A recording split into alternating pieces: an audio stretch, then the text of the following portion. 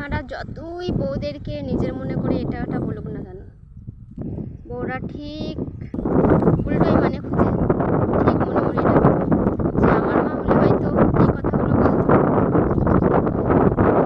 কিন্তু নিজের মা ওর থেকেও আরও কত খারাপ খারাপ কথা বলে রাগের মাথায়, কিন্তু সেইগুলো আমরা কেউ কিন্তু মাথায় রাখি না। আর সৎ মা সেম ওই প্রবলেম, সেও মনে করবে যে আমার নিজের মা হলে হয়তো এইসব কথা বলতো না। আসলে নিজের কেউ কাউকে ভাবতেই পারে না, তার জন্য এই পরিস্থিতি তৈরি হয়। একবার নিজের মনে করে প্রত্যেকটা কথা ইগনোর করতে থাকে, দুটো মানুষের জীবন খুব সুন্দরভাবে চলবে।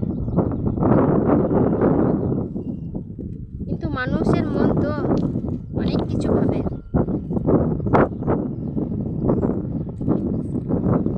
তাই শাশুড়ি মা আর সৎ মারা যতই নিজের মেয়ে মনে করে তার বৌমা এবং সৎ মেয়েকে আগলে রাখতে চাও না কেন, কিন্তু মেয়ে এবং বৌমারা সেটা নিতে পারে না। সেম বৌমাদের ক্ষেত্রেও তাই।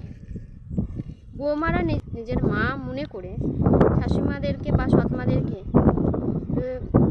যদি সেরকম কোনো কথা বলে বা কোনো আবদার করে, সেটা অনেক শাশুড়ি মারা নিতে পারে না।